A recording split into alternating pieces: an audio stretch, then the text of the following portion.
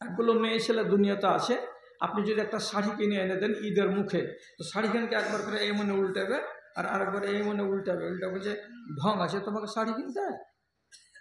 জিন্দগিতে কোনোদিন শাড়ি কিনেছিল না? প্যান্ট ভালো আছে না, আর বুনাট ভালো আছে না, আর কোনো রং ভালো আছে? তো শতকরা এখনকার জামানায় 40টা মেয়ে ছেলে নিজের পছন্দে কাপড় কিনে চললো ড্যাং ড্যাং ড্যাং ড্যাং করে কুমেদপুর হাটে, আর ওর আপন মামাতো ভাইয়ের সাথে দোকানদারের সাথে ভদর ভদর করে কথা বলে হায়া শরম লাজ লজ্জা ইমানকে বিক্রি করে একখানা কাপড় কিনে আনলো। স্বামী, তুমি যে এটা মেনে নিলে, খুশি হয়ে মেনেছো কি লাচার হয়ে মজবুর হয়ে? আমার কেনা নিবে না তার জন্য আমি ওকে যেতে দিয়েছি যে যা, কিন্তু আমার মনটা অত রাজি ছিল না। যদি কোনো স্বামীর মন নারাজ থাকে আর সে যদি এইরকম করে বাড়ি থেকে বেরিয়ে চলে যায় বাজার করার জন্য, তাহলে ওই স্বামীটার নাম হচ্ছে দাইয়ুস। দাইয়ুসের সোজা সোজা বাংলা কি আর বলবো, এটা হলো ভাঁড়ুয়া। যে লোকটা স্ত্রীর কথার কাছে নিজেকে কাবু করে রেখেছে, ওর কিছু বশ চলে না, এই মানুষটাকে কিয়ামতের দিন আল্লাহ তাআলা হাসরের ময়দানে খাড়ো করবেন। তো গরুর পাছাতে যেমন একগুলো লোহা পুড়িয়ে দাগ দেওয়া থাকে, তেমনি ওর কপালের মাঝখানে লেখা থাকবে পুড়িয়ে দাগ দেওয়া। শব্দটা হলো কি দাইয়ুস। দাইয়ুসের মানে হলো এ হলো একটা ভাড়ু দত্ত, দুনিয়াতে নিজের বিবির কথা মতো চলেছে, ইজ্জত আবরুকে কিছু রাখেনি। সুতরাং দাইয়ুস সম্বন্ধে নবী আগেই বললেন, যে ব্যক্তি দাইয়ুস হবে সে আল্লাহর জান্নাতে যাবে না। তো পরের বেটিকে বাড়িওয়ালি করে এনেছো, তার জন্য তোমাকে ওর কারণে জাহান্নামে যেতে হবে? তোমার মতো আহমুক দুনিয়াতে কে আছে? কে আছে? এই জন্য রসুল্লাহ আল্লাহ তাআলা যে বললেন এগুলো তোমার দুশ্মন। কিসের দুশ্মন? ইমানের দুশ্মন। যদি দেখা যায় বেটা আপনার ইমানকে বরবাদ করছে, বেটাকে হাঁটান। যদি দেখেন স্ত্রী আমার ইমানের পথে বাধা হয়ে দাঁড়িয়েছে, স্ত্রীকে হটান। যদি দেখা যায় আমার বাপ আমার ইমানের রাস্তাতে খাড়ো হয়ে গেছে, আমার ইমানের রাস্তাতে কাঁটা দিয়ে দিয়েছে বাপ, আপনি বাপকে ছেড়ে দেন, নিজের ইমানটাকে বাঁচান। বিশ্বাস করবেন, আপনাকে কেন বলছি কথাগুলো, সবাই হয়তো আপনাকে এই কথাগুলো শোনাবে না বা বলবে না। একগুলো ছেলে কি এদেশে আছে, আপনি যদি বলেন বাপ হয়ে একটা ধানের পাইকারকে বলছেন আমার 22 কুইন্টাল ধান আছে আমি বিক্রি করব, পাইকারের সাথে কথা করে দিয়েছেন 2200 টাকা করে কুইন্টাল। পাইকার বস্তা টস্তা নিয়ে চলে এসেছে গলিতে, এই লোকগুলোকে দেখে বেটা বলছে কি খবর জি?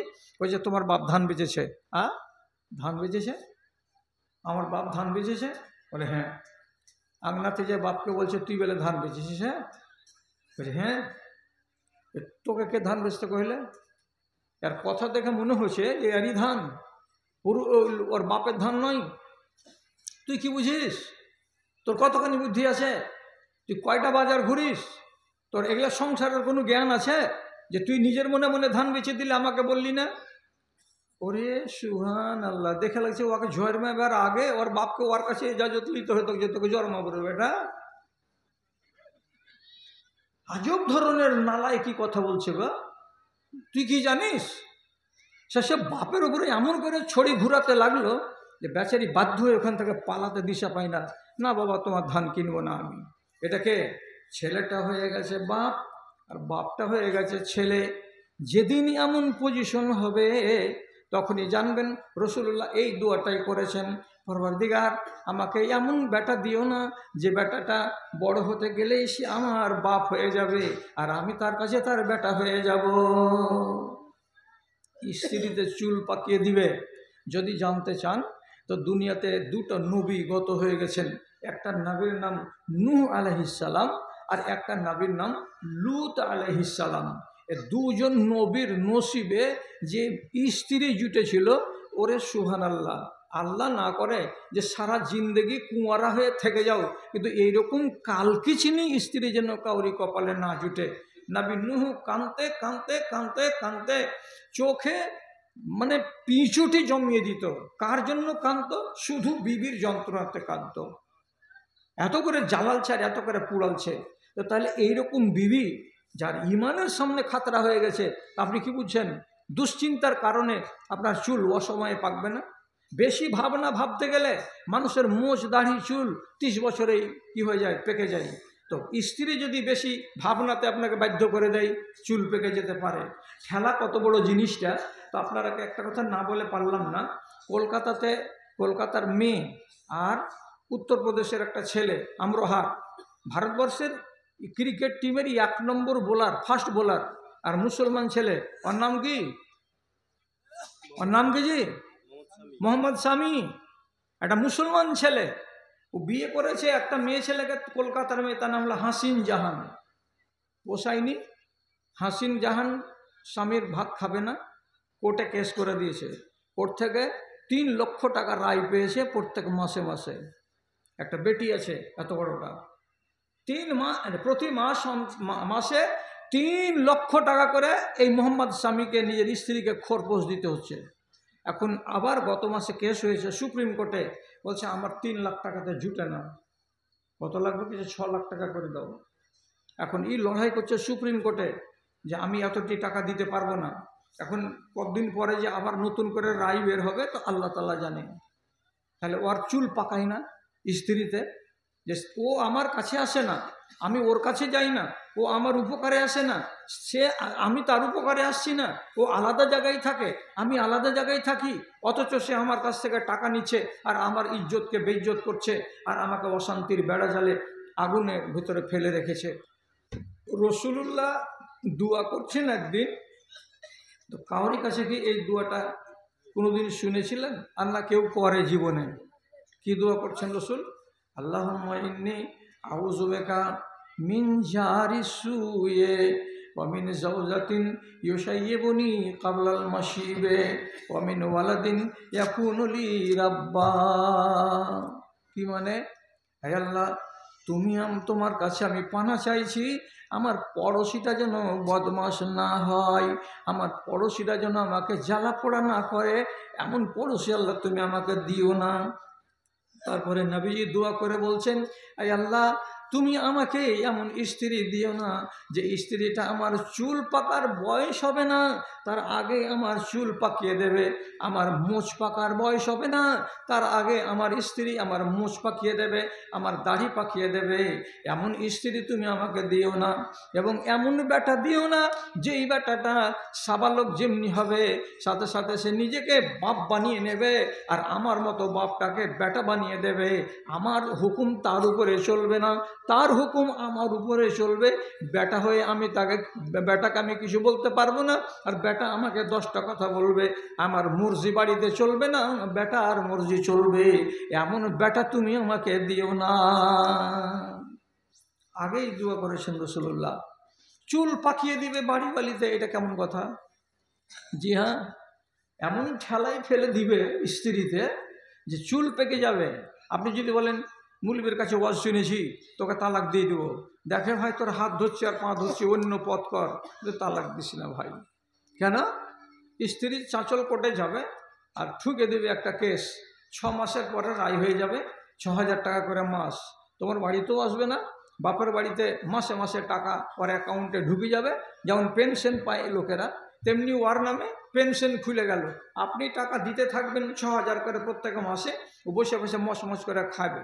ও আপনার সেবাও করবে না, আপনার শুশ্রূষাও করবে না, আপনাকে ফোনও করবে না, আপনার বাড়িও আসবে না, আপনাকে স্বামী বলেও ডাকবে না। সারা জীবন যতদিন মরবে না ততদিন আপনাকে টানা টানতে হবে। তো গায়ে পুষবে না আপনি, আর দুধ খাবে আর একজনা, এই কাজটা করা যাবে না। অন্য কোনো পথ করতে হবে। পারলে নিজের ইমান বাঁচাবার দরকার থাকতে গেলে একই আঙনাতে আলাদা স্টোভ জ্বালাতে হবে, আলাদা গ্যাস চালিয়ে রান্না করে খেতে হবে। কিন্তু ওই রকম বিবি, যে বিবি আপনার ইমানকে লুটে নিবে, তার সঙ্গে আপনাকে থেকে ইমান বেচতে হবে না। কেন? যে আমার ইমান যদি বিক্রি হয় আমার আখেরাতটা বরবাদ হবে। একগুলো ছেলে কি এদেশে আছে? আপনি যদি বলেন বাপ হয়ে একটা ধানের পাইকারকে বলছেন আমার 22 কুইন্টাল ধান আছে আমি বিক্রি করব, পাইকারের সাথে কথা করে দিয়েছেন 2200 টাকা করে কুইন্টাল। পাইকার বস্তা টস্তা নিয়ে চলে এসেছে গলিতে। এই লোকগুলোকে দেখে বেটা বলছে, কি খবর জি? ওই যে তোমার বাপ ধান বেচেছে। ধান বেচেছে? আমার বাপ ধান বেচেছে? বলে হ্যাঁ। আংনাতে যে বাপকে বলছে তুই বলে ধান বেচেছিস? হ্যাঁ, বলছে হ্যাঁ। তোকে কে ধান বেচতে কহিলে? আর কথা দেখে মনে হচ্ছে যে এরই ধান, পুরো ওর বাপের ধান নয়। তুই কি বুঝিস? তোর কতখানি বুদ্ধি আছে? তুই কয়টা বাজার ঘুরিস? তোর এগুলা সংসারের কোনো জ্ঞান আছে যে তুই নিজের মনে মনে ধান বেচে দিলে আমাকে বললি না? ওরে সুবহান আল্লাহ, দেখে লাগছে ওকে জন্মাবার আগে ওর বাপকে ওর কাছে ইজাজত নিতে হতো যে তোকে জন্মাবো রে বেটা। আজব ধরনের নালায় কি কথা বলছে গো। তুই কি জানিস? সে বাপের উপরে এমন করে ছড়ি ঘুরাতে লাগলো যে বেচারি বাধ্য হয়ে ওখান থেকে পালাতে দিশা পায় না। না বাবা, তোমার ধান কিনবো না আমি। এটাকে ছেলেটা হয়ে গেছে বাপ আর বাপটা হয়ে গেছে ছেলে। যেদিন এমন পজিশন হবে তখনই জানবেন রাসূলুল্লাহ এই দোয়াটাই করেছেন, পরওয়ারদিগার আমাকে এমন বেটা দিও না যে বেটাটা বড় হতে গেলেই সে আমার বাপ হয়ে যাবে আর আমি তার কাছে তার বেটা হয়ে যাব। স্ত্রীতে চুল পাকিয়ে দিবে। যদি জানতে চান তো দুনিয়াতে দুটো নবী গত হয়ে গেছেন। একটা নবীর নাম নূহ আলাইহিস সালাম আর একটা নবীর নাম লূত আলাইহিস সালাম। এ দুজন নবীর নসিবে যে স্ত্রী জুটেছিল, ওরে সুবহানাল্লাহ। আল্লাহ না করে যে সারা জিন্দেগি কুঁয়ারা হয়ে থেকে যাও, কিন্তু এইরকম কালকিচিনি স্ত্রী যেন কাউরি কপালে না জুটে। নবী নূহ কাঁদতে কাঁদতে কাঁদতে কাঁদতে চোখে মানে পিছুটি জমিয়ে দিত। কার জন্য কাঁদত? শুধু বিবির যন্ত্রণাতে কাঁদত। এত করে জ্বালালছে আর এত করে পুড়ালছে। তো তাহলে এইরকম বিবি যার ইমানের সামনে খাতরা হয়ে গেছে, আপনি কি বুঝছেন? দুশ্চিন্তার কারণে আপনার চুল অসময়ে পাকবে না। বেশি ভাবনা ভাবতে গেলে মানুষের মোচ দাড়ি চুল 30 বছরেই কি হয়ে যায়, পেকে যায়। তো স্ত্রী যদি বেশি ভাবনাতে আপনাকে বাধ্য করে দেয়, চুল পেকে যেতে পারে।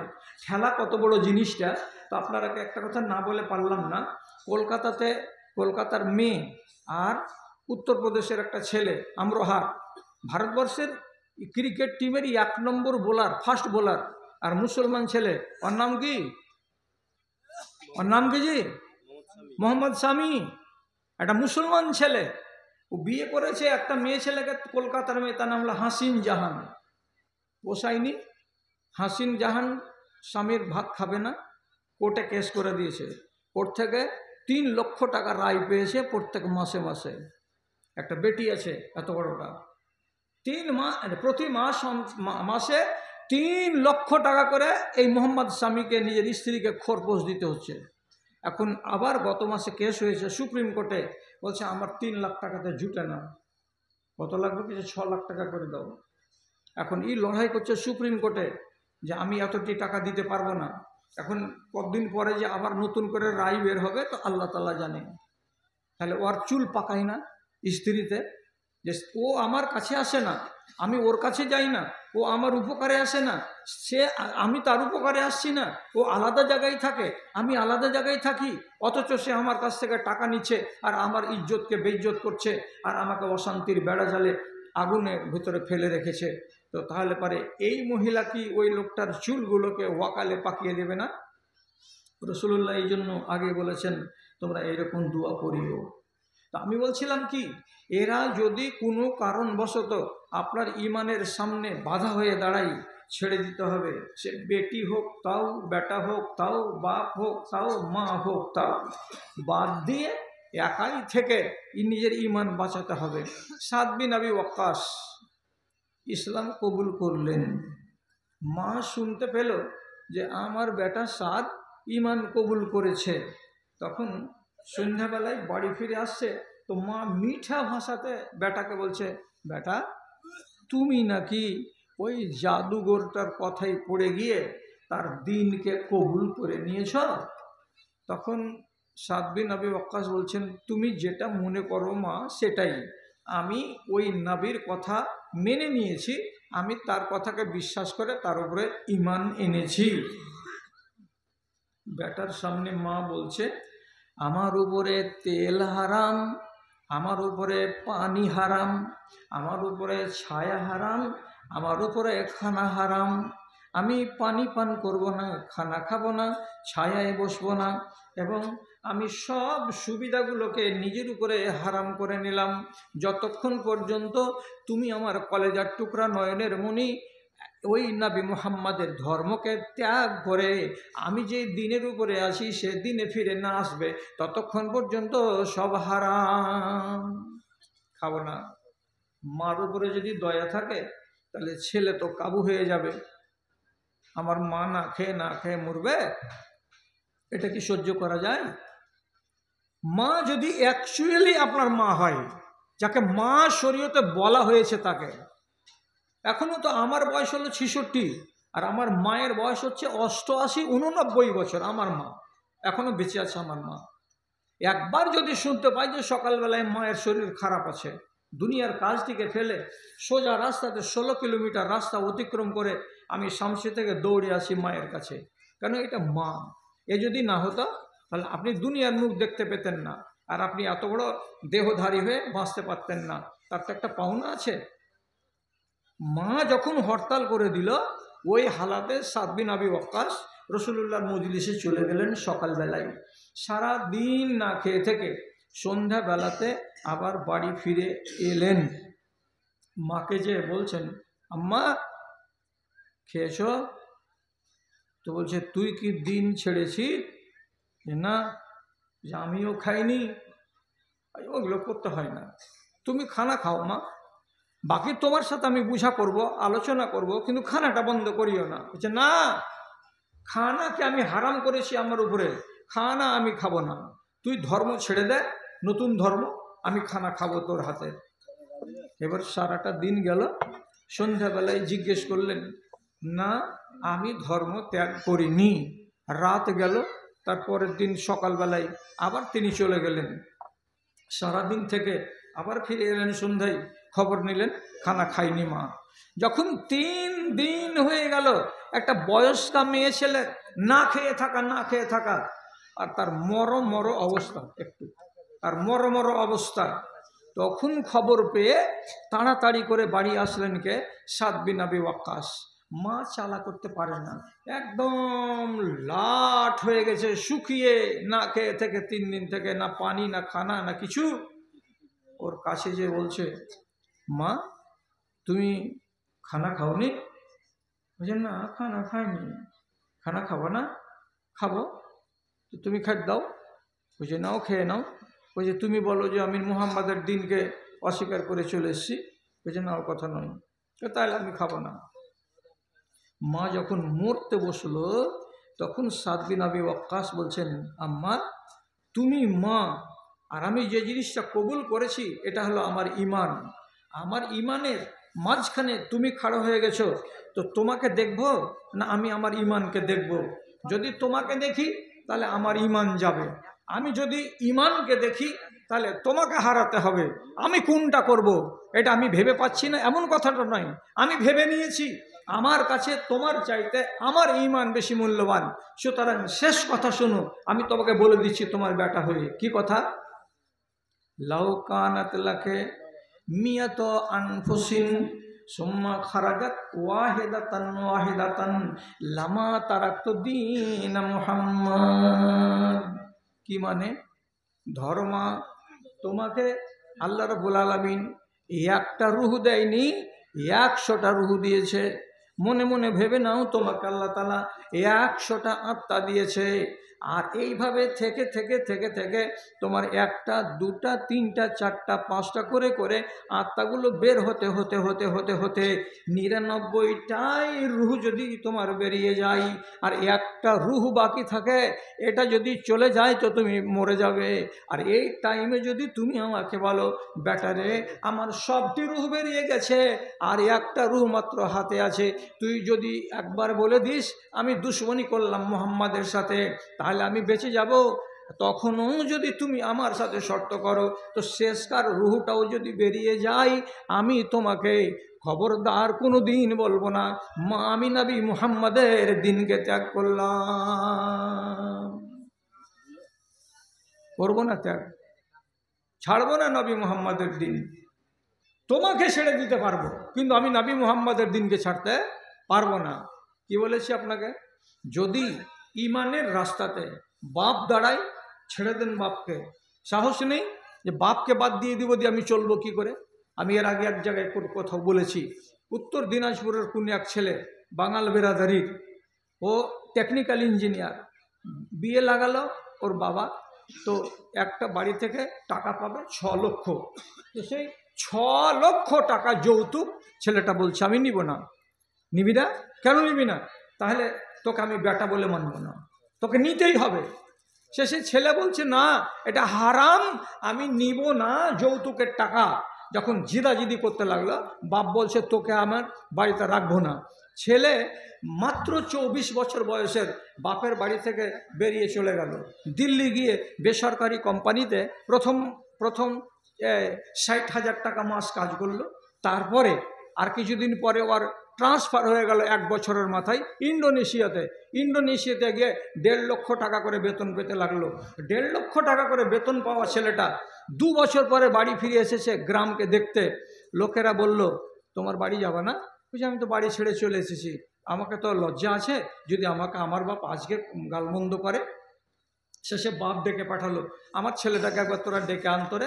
যখন বাপ ডাকলো তখন 1 পা 2 পা করে বাপের কাছে গেল, যে বলছে বাজান আমি তো গ্রামে এসেছি, আপনার সাথে দেখা করার উদ্দেশ্যে আসিনি, তো আপনি যখন ডাকলেন তখন আপনার সাথে আমি দেখাটা করে নিলাম।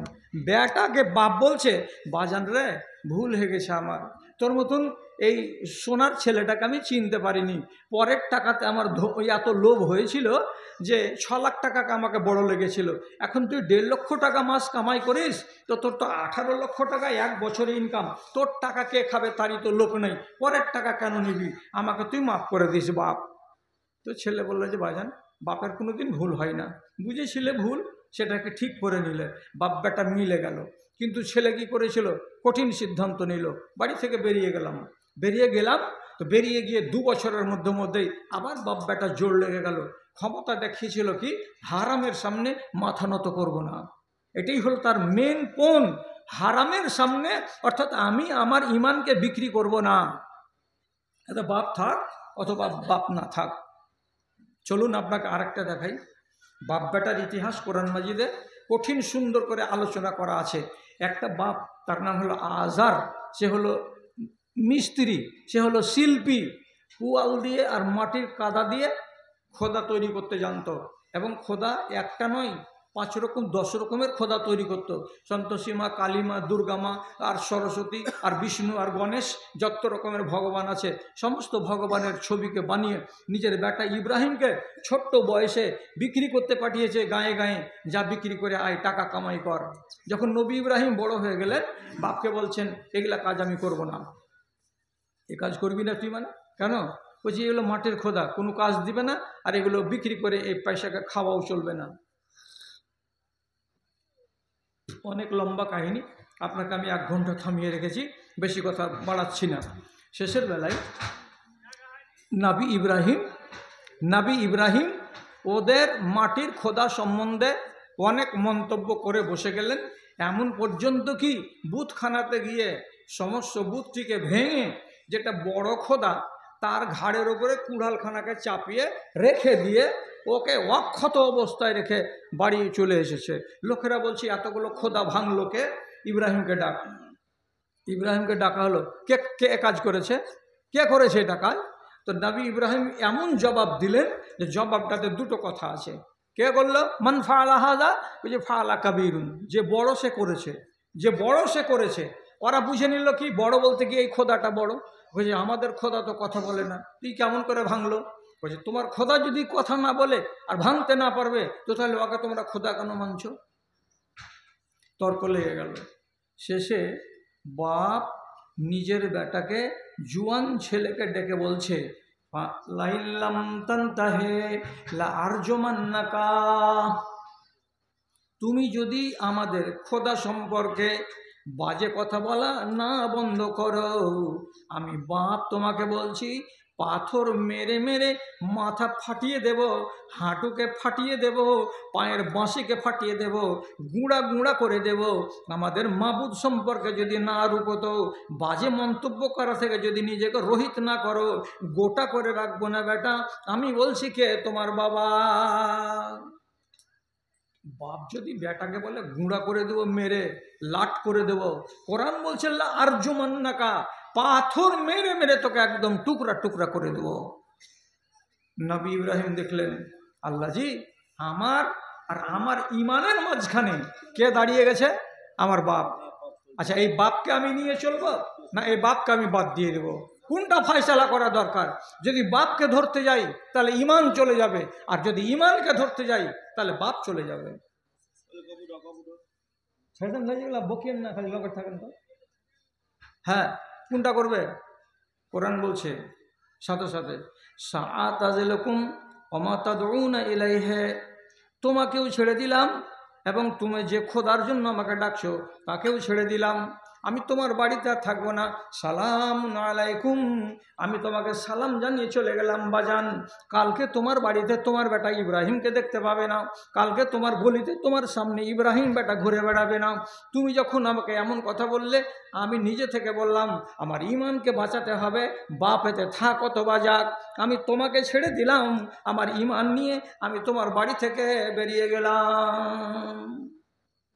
চলে গেলেন বাড়ি থেকে। ঘটনা অন্যদিকে যাবে, অনেক দূরে যাবে। আমি শুধু এই জন্য উদাহরণটা দিলাম যে ইমানকে বাঁচাতে গেলে রাস্তাতে বেটাও আসতে পারে, রাস্তাতে বাপও আসতে পারে, রাস্তাতে মাও আসতে পারে, রাস্তাতে স্ত্রী আসতে পারে। আপনি যদি নিজেকে আখেরাতে কামিয়াব বানাতে চান, নিজের ইমানকে টিকাতে হবে। কেন? স্ত্রী যদি নাফরমান হয় আর একটা স্ত্রী পাওয়া যাবে, বাপ যদি ছেড়ে দেন তো বাপ আর একটা পাওয়া যাবে না।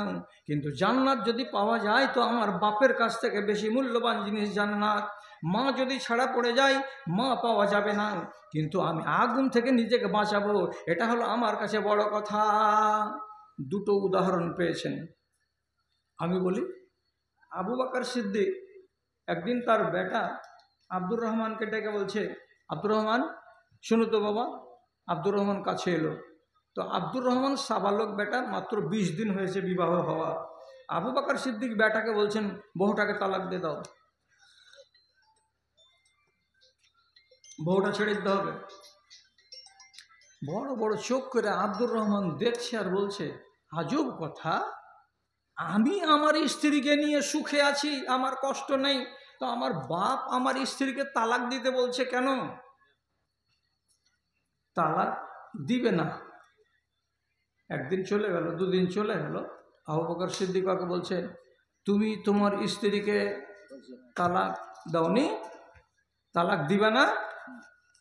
তখন ঠান্ডা মাথায় বেটা বাপকে বলছে, কেন তালাক দিব বাজান? তখন আবু বকর বলছেন, কোন কথাটা খেয়াল করেন। বেটা, অন্যান্য দিন বিবাহ হওয়ার আগে আমি তোমাকে দেখেছি মসজিদে গেছো, তো তোমার হাতে 10 মিনিট টাইম থেকেছে। এখন যদি যাচ্ছ তো দৌড়াতে দৌড়াতে গিয়ে কোনো রকমে জামাত ধরছো, আগেকার সুন্নাত পড়ার তোমার টাইম মিলে না।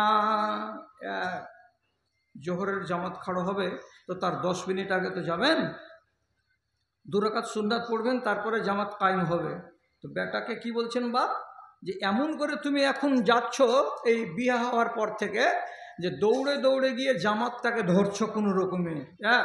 2 নম্বর কথা, যখন সালাম ফিরে দিচ্ছে ইমাম, তখন তুমি মনে ভাবছো আমার ঘাট থেকে যেন বড় একটা বোঝা নেমে গেল। তুমি মসজিদে বসে থাকো না, সুরুত করে উঠে চলে যাচ্ছ হুড় হুড় করে হাঁটতে হাঁটতে বাড়ির দিকে, আর বউয়ের কাছে গিয়ে তুমি বসে বসে সময় কাটাচ্ছ। তাহলে ইবাদতে বাটা পড়ে গেছে কার কারণে? তো বউয়ের কারণে।